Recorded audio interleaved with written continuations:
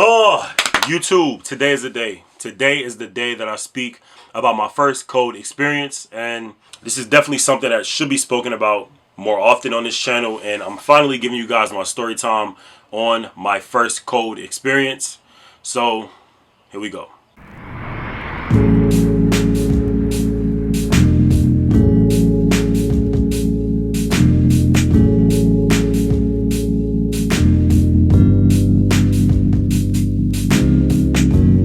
Okay, so I guess before we get into it, I'm going to explain to you guys what a code is, code blue, what a code blue or code is. So officially, a code blue is when a patient is requiring resuscitation or otherwise in need of immediate medical attention.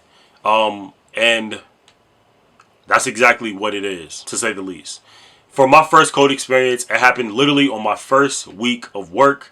I just started as a CNA in the hospital after working about 2 months for an agency in a long-term care facility. Didn't see one code. I didn't see one code when I worked at that facility, and this was a heart-wrenching experience for me, so much to the fact that I got a little emotional after. But yeah, it's a deep story.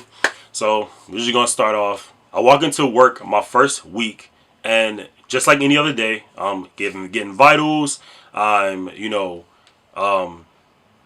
changing patients and helping nurses change dressings and turning patients and cleaning trachs and all that good stuff. Helping the nurse clean the trachs and all that good stuff. So, there's a patient on the floor who, I've seen days before and had a stroke, all that good stuff. And he was just like any other patient on the neuro floor, very, not able to speak, but can turn his head and, just a regular neuro patient, to say the least. There was nothing different about this guy at all.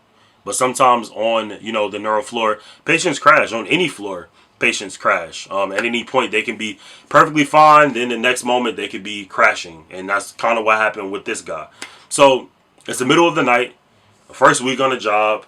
I'm getting my flow. I'm off orientation, but I'm still learning, the job itself. I'm on the floor by myself after orientation. It's a big moment. Like, I'm finally getting my little feet wet and I'm getting my groove on with the job. But in the middle of the night, I'll just start. You hear the code noise, and if anybody has worked in a hospital, they know that noise is heart-wrenching. It's literally like unforgettable, and it wakes everybody up, and it is a alerting noise for sure.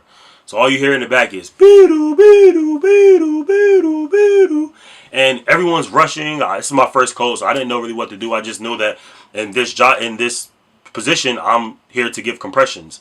As a tech, you give compressions. That's literally one of the only things you can do in a code, because you can't administer medicine and you can't really, do anything except just give compressions. So that's what I did. I got in line to give compressions, and I see that, they're giving the patient compression. So I'm not the first one in line. I'm about 2 people behind. Is me, another CNA, a bunch of nurses, and then a doctor walks in. So of course they walk in, and in that moment, he is not breathing, no pulse. They're, feeling for a pulse after giving the compressions, putting the pads on his chest and on his back, about to shock him. You put your hands up, clear. Boom. Nothing came back, right? He's still not breathing. Now, at this point, this is my first code. I'm like, oh my God, like, I'm scared to even touch him. You know what I mean? But I know that it's my job, and I know that I have to. So let's go ahead and knock this out. It's my turn to give compressions. I'm giving compressions. I'm getting tired because I'm not speaking. I'm not even saying anything. They're like, are you getting tired? Are you getting tired? I'm like, no. I keep giving them. Apparently, I'm getting a little tired. I need to, take a break and switch off with somebody else. So I ended up saying, hey, I need a break. Boom. Switch off. Next person. Just going. Giving compressions, this guy is still not waking up and not coming back. And then while they're intubating the patient, because he's not able to breathe in his own, so they start intubating the patient with the Mac blade. And the patient starts vomiting. Like, just vomiting. Won't stop vomiting. I'm like, oh my God, this is the scariest moment of my life. And it was a big deal. Like, you're sitting there actively trying to save a patient. You're trying to save his life. And for any reason, it's just not working. Everybody's trying their best. They have been in codes a million times. This is my first one. And I just saw this patient perfectly fine a couple days before. You know what I mean? But at any moment, it's a stroke, man. Strokes take people out all the time. Strokes take people out all the time. And if you get a chance to go visit a neuro floor, you will see that. Health is weird, man. Health is weird. But they're giving him compressions. He starts throwing up, intubating. They're intubating the patient. He starts throwing up. Not stop throwing up. It's my turn to give compressions again. My guy's actually throwing up as I'm giving him compressions. And I'm like, this is crazy. So they start suctioning out all the throw up and trying to get it clear so they can get a clear pathway to, intubate the patient. And he's literally like just lifeless, still not coming back. And I'm giving him compressions, pushing on his chest, pushing on his chest, pushing on his chest. And oftentimes, like, your sternum could break. So at that point, I'm like, I don't know. I don't feel anything. Like, it's probably already broken. Like, it's natural for CPR, so don't trip. It's natural for CPR. But I'm like, this is the scariest moment of my life. And my guy's not coming back. Come to find out, after, maybe 10 minutes of giving him, compressions and trying to, fix it and bring my guy back, they got a pulse and they brought him back.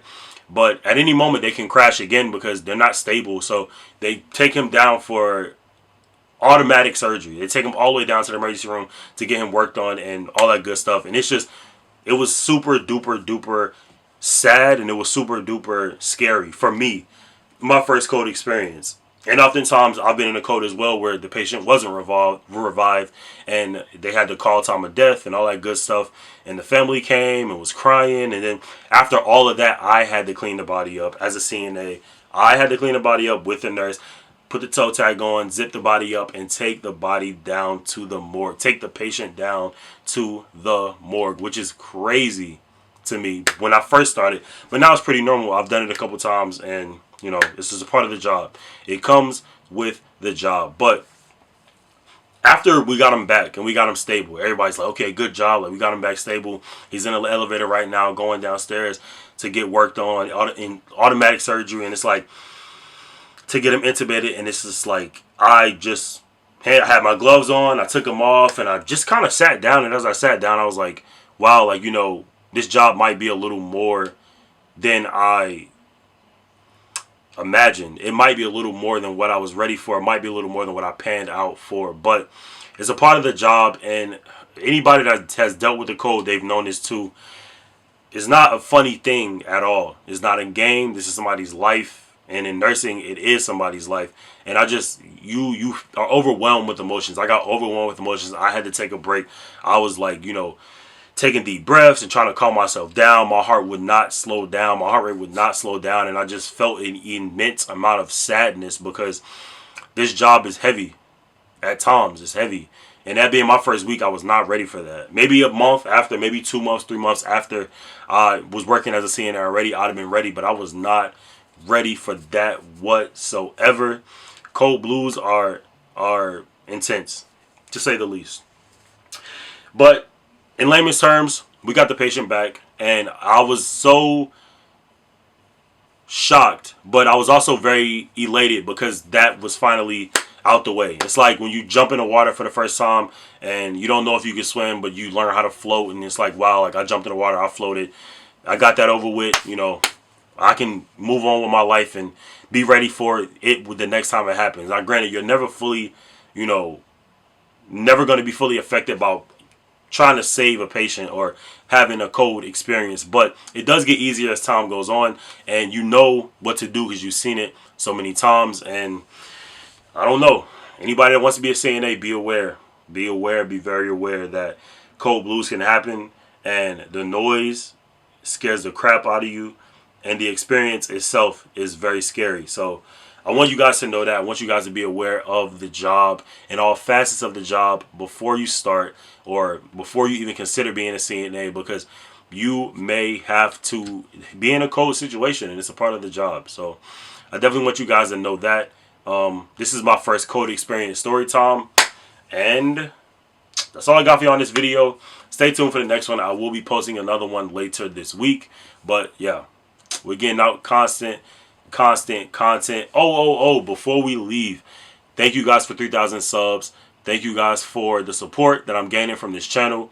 And we're going up from here. New merch is coming. I'm going to announce the merch maybe next month because I have to get some samples out. But if I start merch, would you guys purchase it? That's really what I want to know. And if you had a experience with codes, go ahead and drop it below and let me know. Let me know what's going on. So I got for you on this video. See you on the next one. Peace.